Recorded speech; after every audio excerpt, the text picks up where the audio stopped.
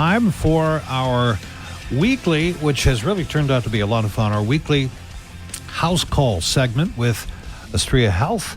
And today, I'm going to talk about colorectal cancer awareness. Jane Winslow is here. She's the Director of Communications with Astria, and we work with her regularly. Nice to see you.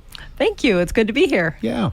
So, March, Colorectal Cancer Awareness Month, and here we are in March. So why is this important? Well, colorectal cancer is one of the most preventable cancers, and I think a lot of people don't realize that, but it still remains the second leading cause of cancer deaths in the United States. I bet most people don't realize that either. I'm sure. That's staggering, really. Yeah. And the fact that we have procedures to check for it and all those kinds of things, it's like, take advantage of what we've learned and don't add to these statistics, because it just seems like this is unnecessary, right? Absolutely, because it's preventable. All right. So, we have our time frames that, okay, you reach a certain age, you're supposed to go have a colonoscopy or whatever. Are there other symptoms that people should do rather than just cashing in on what we've established as a reasonable time frame for checking? Well, the reasonable time change, first of all, starts at 45 now and not 50. But one of the biggest concerns about colorectal cancer is that a lot of times there are no symptoms early on. And so that's why having these conversations with your doctor, letting them know if you have a family history of colon cancer, we can start talking about some of those early warning signs or indicators, and you may need to go for a colonoscopy even sooner than 45. Yeah, I guess if somebody in your family had it, I'm 15, can I have my first one now? I mean, it's like, I want to know and would want to know. And someone near and dear to me just had their first colonoscopy, and because of the number of polyps that they found, they said, hey, 3 years, not 5 years, not, within 3 years, come back. And so there are some heads-up information that you can get to indicate what kind of behaviors you should do doing this. So who is the most at risk? Like I said, if there's a genetic component, if we've seen people in our family have it, are there other things that we need to watch out for in terms of, like sickle cell anemia in African Americans seems to be higher? Are there other considerations like that? Well, you'll be sad to learn that men have a slightly higher risk than women. Oh boy. So sorry, gentlemen. Race also plays a role. It does. Higher risk among American Indian, Alaskan Native, and African American populations. Wow. Interesting. Don't know really maybe why that would be, but let's talk about things that it could be, and that's lifestyle considerations. Lifestyle consideration can absolutely make a big difference. Smoking, alcohol use, diets that are high in red meat or processed foods can increase your risk. On the positive side, healthy eating, regular exercise, and avoiding tobacco can help lower your risk. All right, well, again, that gets back to the preventability, right? If you're doing the right stuff long enough, it's no 100% guarantee, but we're talking probabilities here, and we want to keep those weighted on our side, right? Absolutely. We did mention family history. That's important. And I don't know how far up the family tree you need to go to be concerned, but I guess you should know immediate family members and maybe their family members, one up from them at least, right? I would think so.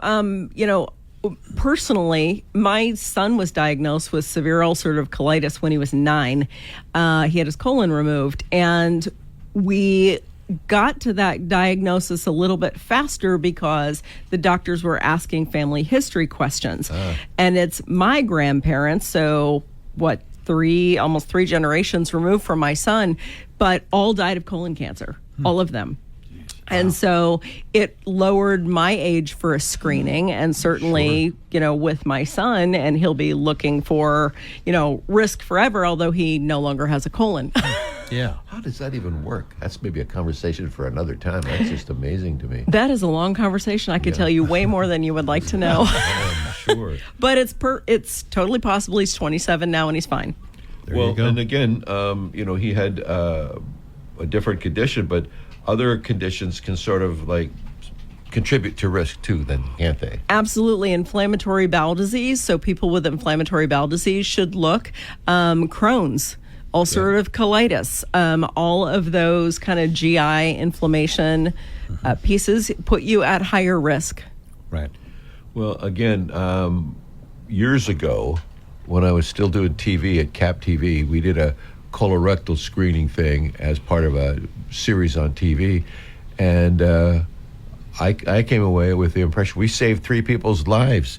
Wow. They were far enough along that it was like, you better do something, because they saw the series, got the test kits, got it in, and Wow. so it was really encouraging to me. And I every time I think about this, get in and get that. If you're within the age group, get that first test, get a baseline established, so that we can track your progress and you can know how you're doing. Because, like you say, if it is the second leading cause of cancer deaths in America, and you don't know most of the time whether the symptoms are there until it's too late, you got to take advantage of that testing kind of opportunity, right? Yes, you do. Yes, you do. And, if we can convince one person to go in for their colonoscopy this month, that would be great. And again, because there are so few early symptoms, if any. And so if you wait, your chances of being diagnosed with stage 3, stage 4 colon cancer are higher. Right. Just because you don't know doesn't mean it isn't there. All right, so the takeaways from today would be... Early detection saves lives. Right, absolutely. So, again, I'm not 50 yet. Well, guess what, Skippy? It's 45. Yeah. So get in there if you're in that age group right away. Astria is there to help, astria.health. Talk to your primary care provider to get things started. But taking these steps could, in fact, save your life. Yes, or it the can. life of somebody you love if you start nagging them now, right? Exactly. Nag away. Yeah, exactly. Well, Jane, thanks very much. We appreciate it. She's the Director of Communication for Astria.Health. And I had a doctor friend of mine, he's retired, just loving these house calls, loving hearing about the people that are doing the work. He wasn't an Astria doctor. He did a lot of his missionary work overseas and stuff, but he's just really enjoying these conversations and finding out more about the people that are doing it and what Astria is up to. So good on you. That's fantastic. Yeah. That's fantastic. I would like to say we do have 2 full-time gastroenterologists and 5 general surgeons who all do colonoscopies. So you can have a colonoscopy at either Astria Sunnyside Hospital or Astria Toppenish Hospital, whichever is most convenient. Yeah, and if you've run into maybe difficulties getting seen by a gastro doc here in Yakima, it's just a couple of minutes away, really. Yes, it is. Either Sunnyside or Toppenish. So, Jane, thanks very much. We appreciate you. Thank you so much. Thank you.